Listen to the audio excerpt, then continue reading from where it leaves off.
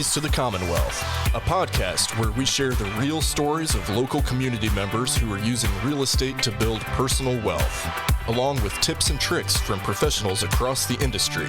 And now, your host, Landry Fields.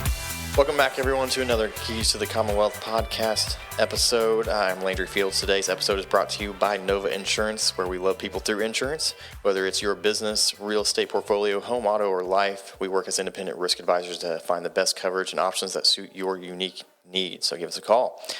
As an insurance advisor, though, I work with real estate investors and realtors a lot in my everyday life. And very excited for today's guest. We go way back to when we were kids I spent a short amount of time in Winchester, Kentucky, so just down the road, which I actually want to talk about that a little bit in some respects. But he's a real estate agent with the Brokerage and has been a real estate investor as well for 7+ years. Born and raised in Winchester, he received his degree from Berea College, and he is married to his wonderful bride, Amy, and together they have two awesome kids, Peter and Adrian, who Adrian is the newest addition to the family a few months back. I'm pleased to welcome Ryan Camenisch today to the Keys to the Commonwealth studio. Ryan, my man, thanks for coming on the show. Thanks, Landry. Thanks for having me. It's an honor to be here. Yeah. Hop back in the DeLorean and kind of give me the picture of how you got into real estate to begin with, or real estate investing, or which came first, chicken or the egg there? Yeah, man. Yeah, so as you know, I grew up in Winchester. My dad was a carpenter. He was a tradesman. He did home remodels, bathroom remodels, and kitchens and stuff. And so I grew up kind of helping him, and I learned a lot about. I don't think I actually knew that. When we're kids, we don't really care what our friends' dads are doing, really. Well, anyway. As far as a career. That's right. I forget to ask. I think I found out your dad worked at Central Bank when I was doing some banking stuff. Like you didn't, right? Exactly. I was like, oh, you're Jeff Fields. Anyway, so I grew up around the physical components of a house and learned about how to do basic framing, drywall, roofing, even like some plumbing and electric stuff. My dad used to, I would be like changing an outlet. My dad would sneak up behind me and like zap me, pretend like I was getting electrocuted. I always hated that. That was a word. Oh gosh, yeah. I was like, anyway, so I was super familiar with all that stuff, and so I got married really young, and Amy and I decided we wanted to take on kind of a live-in flip, I guess, essentially. This is like 2012. I thought so. I thought you guys did a live-in flip. So that was the first one. Just kind of house hacked it. Yep. So we bought a house. It was a foreclosure, actually. You could find those back then. I just want to know the story of how you convinced her to do that. Well, we were living in a 450 square foot apartment. Okay, in the basement of an apartment complex. We were very poor. Yeah.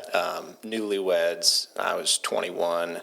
Yeah. And she was 20, and we had a rough, first, not rough in any other sense than we were poor and we didn't know what we were doing, but we saved up some money and bought a house for $75,000.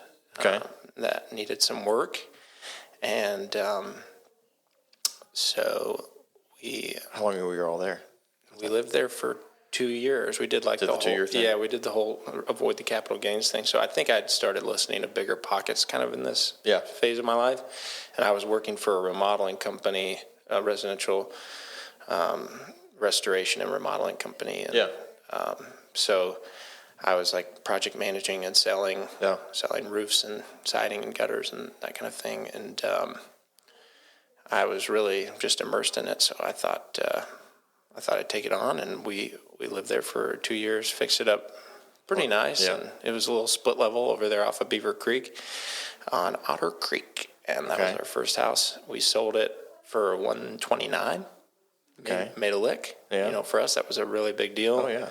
And I mean, I think it's, an awesome way to kind of get your feet wet, figure it out, and we bought another house after that for $75,000, and moved into that and fixed it up as well. So I think that's the one I remember. We rinsed and repeated, yeah. Yeah. How many? Have you just done that twice? As far as the now we live in our third house now. So we sold our second, and went from there into our third house, and did another actually pretty large kind of renovation. Okay. The house we live in now.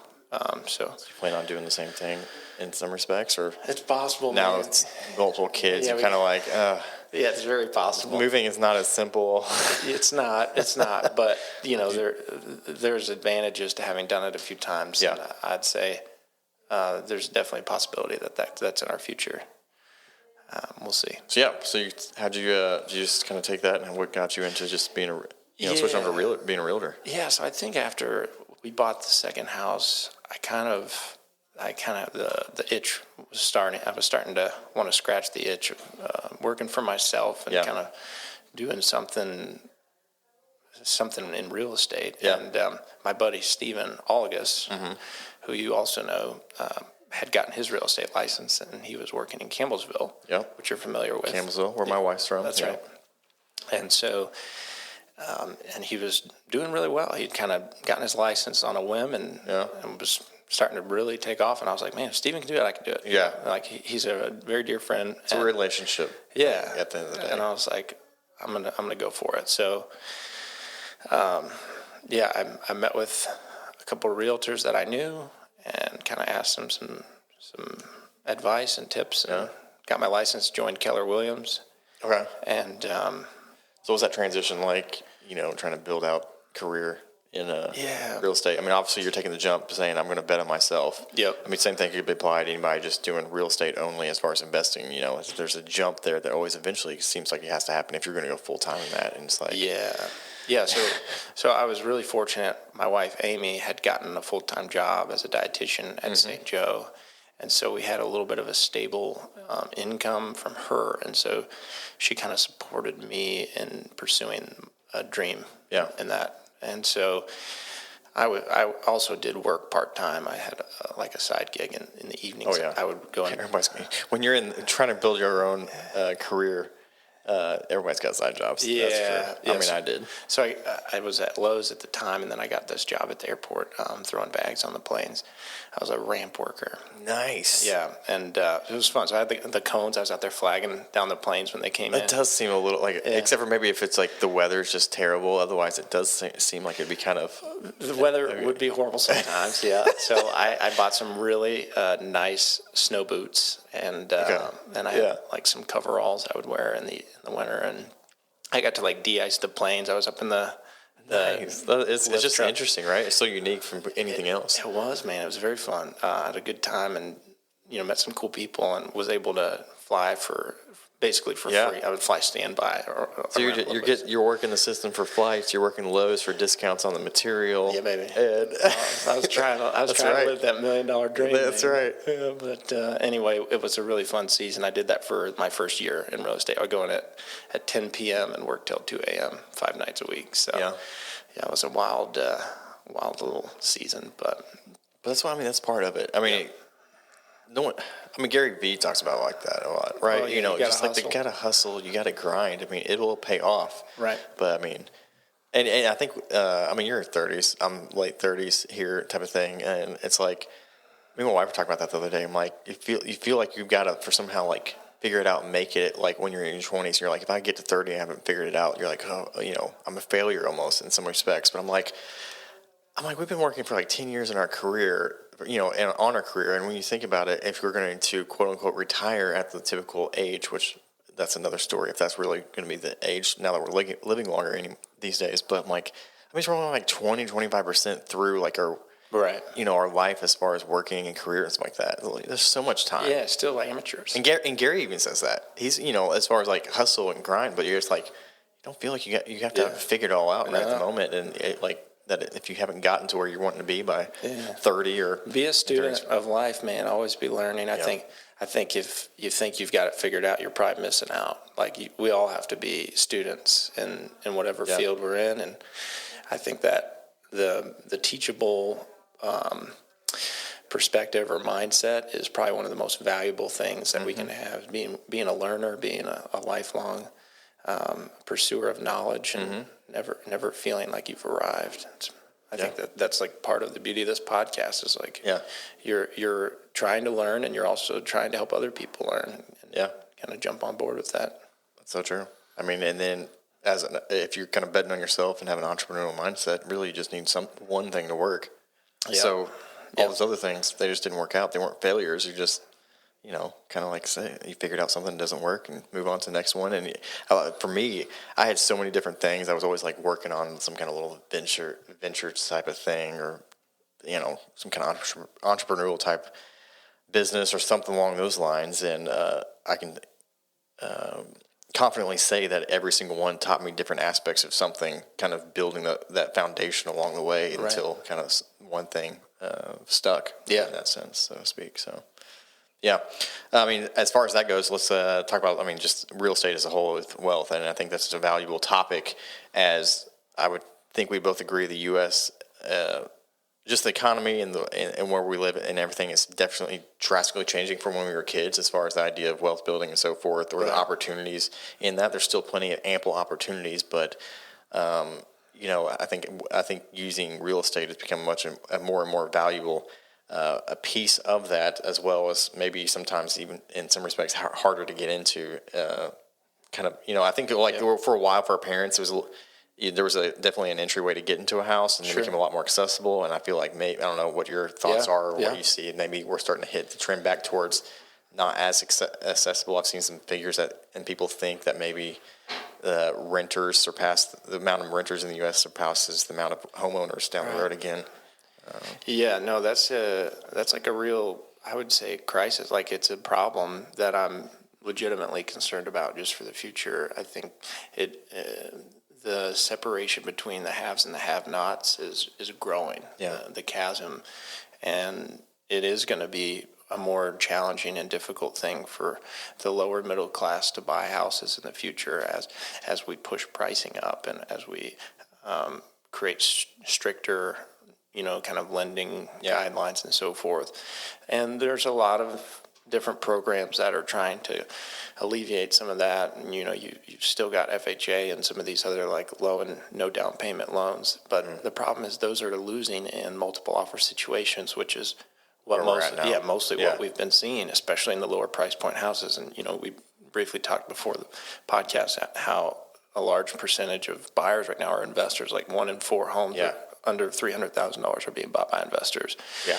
And so you're just muscling people out the opportunity to build wealth for their family and for the future. And, it's like, in some ways, us as investors, you and I both are partially responsible. And so we have to think about like that, the ethics of that and the morality of like, how do we as investors who have some means, like, also be sensitive to and aware of people who are coming from a different situation and trying to make it for themselves. And to them, buying one house is enough. And, for us, where we're trying to buy multiple and have, build wealth for the future. And there's I hate to like live in a scarcity mindset, because I believe in abundance. I believe that there is enough for everybody. But as we take stuff off the market and we're not building new houses in these lower price points. Speak to that a little bit. I mean, that's part of the problem, is that we had a shortage of new builds type of thing to begin with, and then this has only been amplified in the last couple of years. Right, and especially in Lexington specifically, because we have such limited land. Sure. And I've heard you guys talk about the urban service boundary on here before,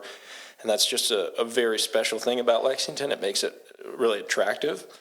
Mm-hmm. But it also limits our growth in some capacity. And so land that gets developed is going to be exclusively available for people who can afford to pay for a $350,000 to a $500,000 new construction house, and some of them are even up to closer to $1 million now. So is that leading the way to more condos kind of being more popular as a gateway first-time home kind of purchase scenario? There will be more condos. There will be more townhouses. Yeah, I'm not seeing a bunch of condos type of thing. A lot of really multifamily apartments is really what we're seeing, and so it's actually still the haves building. The developers with the multi-million-dollar funding, just providing housing for people to rent, not actually own, and so.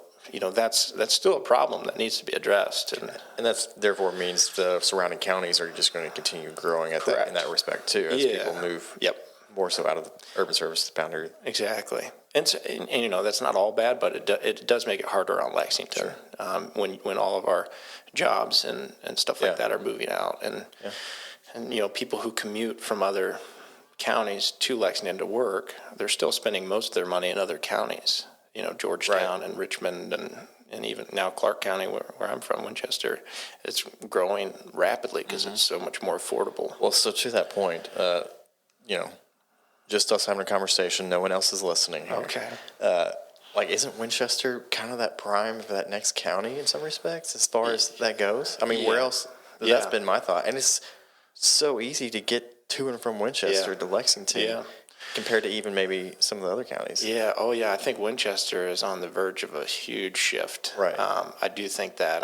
I was just there yesterday looking at a commercial building that has a ton of potential. And the downtown Winchester has a lot of potential. It's a beautiful downtown. Has it changed a lot since, It's changed a little bit. There's some money. There's some local town funding, government money that you can get to, grants they have to facelift the downtown. If you buy a downtown building, there's money that's available to help pay for facelift. From the local government. From the local government. So they're really behind. Hopefully that growth. So you're going to see, I think you're going to see some major shifts in the next 3 to 5 years in Winchester. Winchester Pioneer Festival. I remember those days. Is that still a thing? Yeah, they just had it, I think. Okay. Yeah. And then now they have a beer cheese festival? That's a big thing too. The beer. I got to go to that. When is that? I don't know. Because I didn't. They said they invented beer cheese, or they claimed that, or something along those lines. Probably. I don't know. Yeah, I don't know. That seems pretty far fetched, but it's very possible. I mean, I've been in other places and they've never heard of beer cheese, so I don't know. Could be. But yeah, Winchester is great. I enjoyed my time as a kid there. I think other people have other thoughts when it came to Winchester as we were growing up that we weren't aware of. Right. Yeah. No, I was in a bubble, I guess. Yeah. I loved my childhood. I had a very idyllic childhood and biked down the alley to my friends' houses and stuff like that. So. I think I was living there. I think I was age 7 to 11 when I was living there. Yeah. So okay. Back time we were middle school and stuff like that. Yeah. Okay. But a lot of my good friends, childhood friends, were good. Winchester. I don't know. What do we? Is there a name for people from Winchester? No. I wouldn't know. No. Winchester. Okay. Yeah, that's what I was nah, I don't think there is. Nah. So what's your current portfolio looking like now these days? Yeah. So, we had a pretty big growth year last year. We went from having 10 single families and 1 fourplex to we added 7 more fourplexes to the portfolio last year. We had a big purchase. We did. Was super fortunate. I got connected to Seth Beaver, who's a realtor here in Lexington, actually in Nicholasville. Just a really sweet guy, and he had bought these fourplexes over off of Victoria Way over there on the kind of across from the summit. Yeah. He'd bought these 20 years ago, and I think he was just looking to kind of downsize some of his portfolio and spend some time with his family, and they had appreciated it really nicely, and he had taken really good care of them. And so we had been chatting one time, and I was like, I've got some investors looking for stuff. Let me know if you ever want to sell. And he called me up, and he's like, I think I'd like to sell all of these. and I was like, wow, well, let me see if I have a buyer. I'd be interested in probably trying to buy all of them. Well, I was like, he was like, I don't want to split them up. I just want to sell them. I was like, well, okay, let me see if I find an investor. And so I went to a guy that I know has a bunch of properties, and his name's Keith Gadd. He's a property manager and a really, really sweet guy, just fully in that abundance mindset. He's always just trying to help other agents and other people. And so I brought it to him. I was like, hey, would you want to buy these? I could, connect you. And he was like, why don't you buy them? And I was like, well, I can't buy 7 fourplexes, man. I'm just a little old me. Right. So, no, he was like, no, here's what you need to do.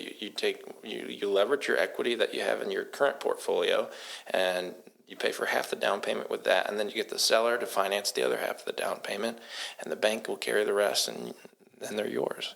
So I was like, you think I could do that? And he was like, yeah, absolutely. So I went to Seth, and I was like, hey, would you finance half the down payment for me? When we say down payment, we're talking 20%? Yeah. Okay. So it's like a $500,000 down payment. Yeah. And so you're able to basically use equity that you already had built up for parts of it, and then we're saying, hey, can you help finance? So basically you also have 2 liens on the property in that sense. Yeah, exactly. So what's funny though, creative financing is the best once you start realizing I don't have to just sit in these two lanes. There's other lanes. Yeah, man, it's so powerful, man. It's incredible, and it allows you to get creative when you think about a problem or an opportunity. It allows you to think, how can I make it happen? I think Gary Vee talks about that too, or it was either Gary Vee or maybe it was Grant Cardone or somebody who said, like, don't ask if you can afford it, ask how you can afford it, or something like that. And I think you may know the story with us. I was like, we got the third duplex under contract. I have no idea I was paying for it at the time, and it was just like, but you got to do it. We can figure this out. Figure it out, man. Get creative. Those are the people that want to partner with you that may not want to. But yeah, the creative financing is so he was willing to do that. So Seth was super gracious and generous with us to do that. He financed it, and he was patient because we ended up having to get 3 different banks to finance all 7. Nobody wanted to finance all 7 fourplexes. Wow. So we had to split them up like 3, 3, and 2. Really? Yeah, because. So does everybody come to the closing at one time? We had closed 2 weeks apart on each one, so we closed on 2. So Seth was really, really sweet and let us kind of buy them in sequence, but not split up as far. They were still all. But it was all me, and so that way he knew he was passing all of his tenants off to somebody who was going to take care of them, and it was a really, really awesome opportunity, man. I feel really grateful, and it's like. And back to the relationships part. That's such a. There is still a lot of that left as far as like building those relationships with people who, I don't know, want to just move out of aren't interested anymore, or kind of want to retire or hand it off. It's been there to provide, wealth building for them for years, and that same kind of thing. You build the relationships with them. You can kind of find a lot of great opportunities that way. Oh man, without having the traditional Zillow search, which is pretty much not effective anymore. Well, and especially with investment property, and you'll find this, and you probably already have, like the average investor who owns any type of rental property doesn't really want to list it, even if they want to sell it. Yeah, it's such a hassle. You got your tenants. You could coordinate showings. You probably get 20 calls on it, and 3 of them are qualified, and you're supposed to try to provide the same level of information and access to every single person. It's just a huge pain. If you've got 15, 20 units or even 4 units, I can't even imagine trying to coordinate showings with 4 different tenants and all. It's just crazy. And so to go through all that over and over and over again until you get somebody who's qualified, it's just deals don't, like good investment deals do not trade on the market. They trade off market. And it's usually a couple of people having a conversation like this. And because it takes the person that you're potentially selling to is obviously limited when it comes to multifamily and so forth as well. So, it's not like, you have there's definitely people who would be interested in buying, but it's definitely a lot less than if you were trying to sell turn a long-term rental single family and just put it on the market if you wanted to or not. Yeah, so single family is better to put on the market because you could sell it to an end user, an owner occupant, and they might pay a higher price than an investor who's limited to the cash flow the property provides. And so, I try to always explain that to my clients. Like when you're dealing with investors, this is the downside of buying an investment property. Like if you buy a duplex or a fourplex, you're probably going to sell it to an investor who's going to analyze it based on its income. Mm-hmm. And so the ceiling on that value is capped at whatever the income is, because that's what justifies the price. We talked about that a little bit, cap rate type of things and so forth. But an owner-occupant property, they don't care about price per square foot in the same capacity because they want to live there. They want to use it. And so they're justifying it based on the school district or the proximity to grandma or whatever the things are that matter to that individual. Right. And so those Which is why it's nice that you kind of diversified in that sense. Yeah. Like having kind of an even split now in some ways. Yeah. I'm a huge believer in single family investing and just they appreciate better. Yeah.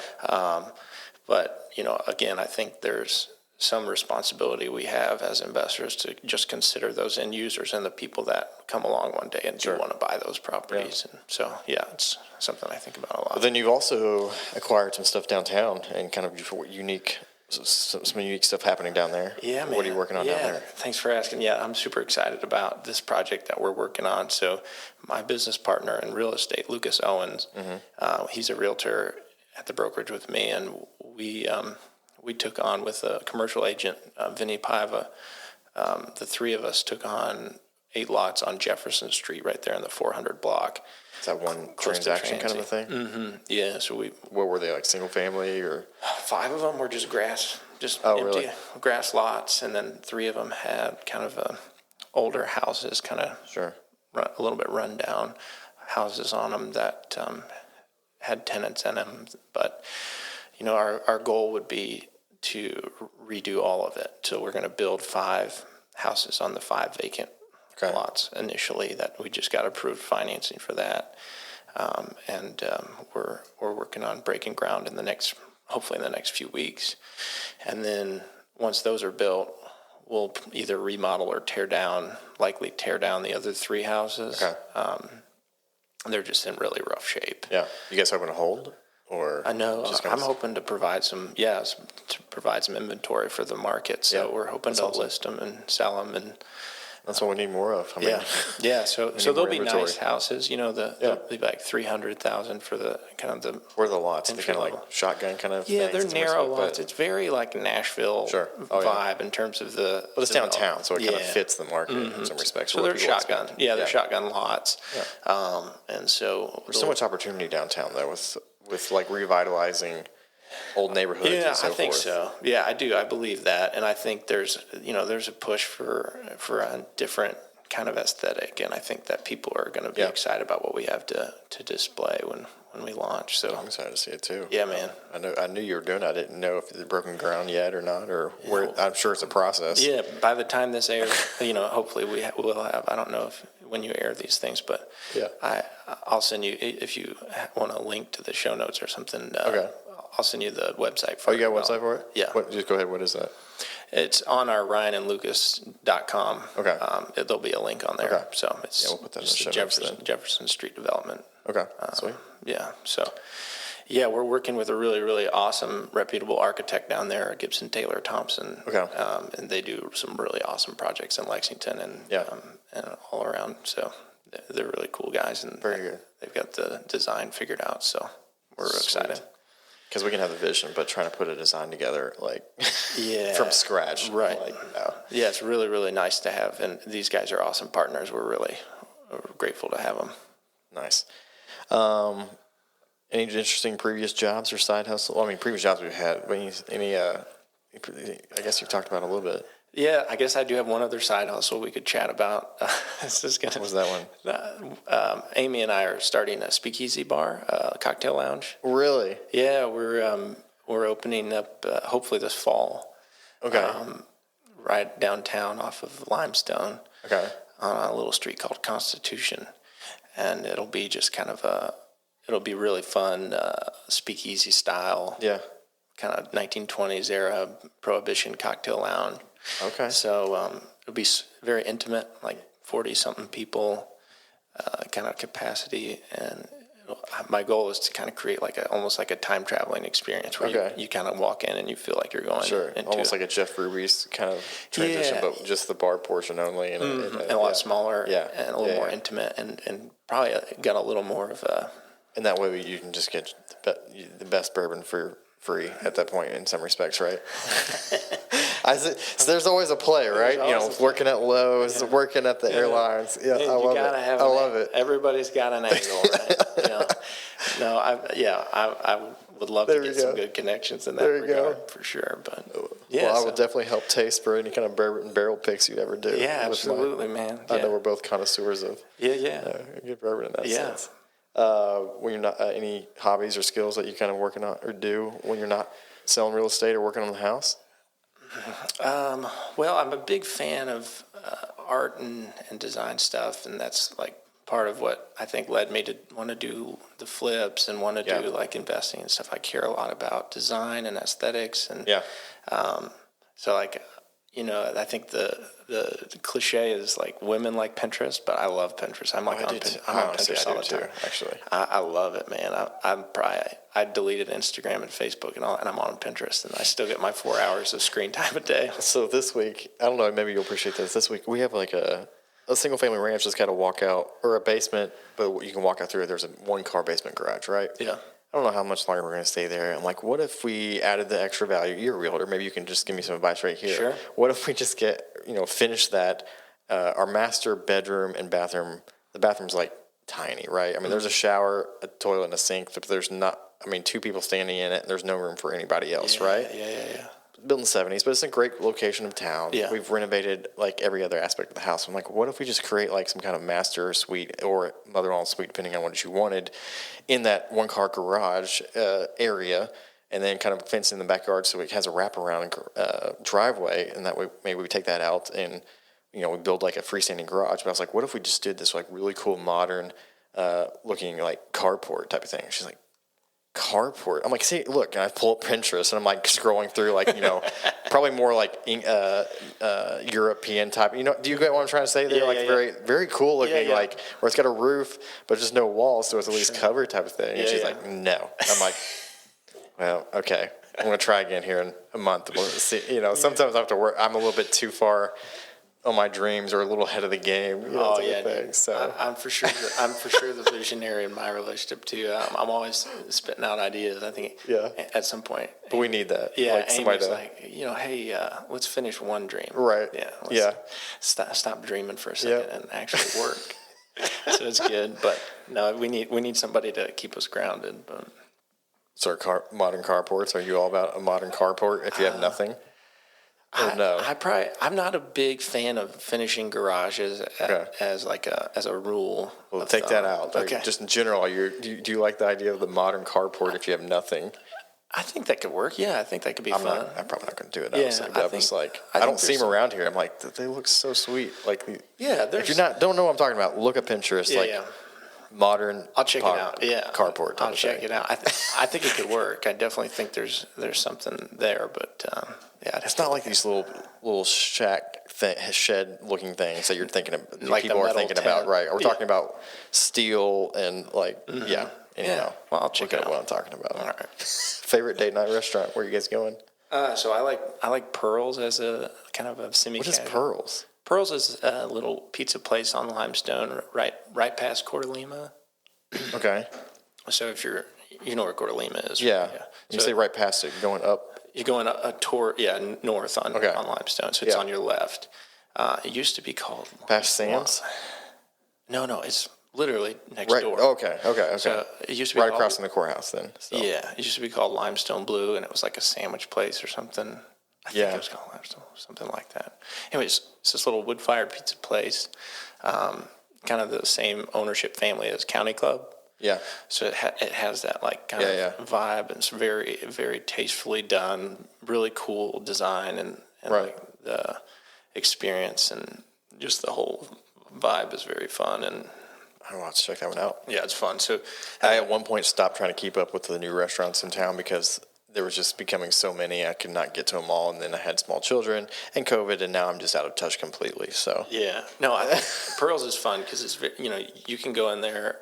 You could be dressed up, or you could be super casual, and you could get like a couple drinks and a light dinner. You could get a bunch of food, and they've got a good variety of options and stuff and specials. So it's fun, and you usually don't need a reservation, so that's kind of fun. But there you go. Well, if somebody wanted to reach out, get your interest as far as real estate, buying property, just expertise on anything regarding real estate in general, I mean, what's the best way to get in touch with you if they want to? Yeah, I mean, my website probably be easy, or they can contact me directly. What's the website again? One more time. It'll be ryanandlucas.com. Lucas with a K? With a That's K. What I was thinking. Good call. Okay. Yeah, with a K. Yeah, and or they can call me, find you on social media and all that kind of stuff. I'm kind of backed away from social media. Yeah, so I've tried to, with the young kids, I just really am trying to be present, and I'm trying to eliminate distractions and stuff. But I mean, I can say my phone number on here, I guess. Yeah. Yes. 859-940-6143. There you go. Call me. There you go. Well, check us back next week for another episode of the Keys Commonwealth Podcast. Hit that subscribe button if you are inclined to do so. And we'll see you back here next week. Ryan, thanks for coming on the show. Hey, thanks for having me, Landry. Absolutely. To learn more about this podcast, visit our page at keystothecommonwealth.com. To To connect with Landry regarding insuring your investment portfolio, email Landry at novainsuranceGroup.com or call 859-687-2004.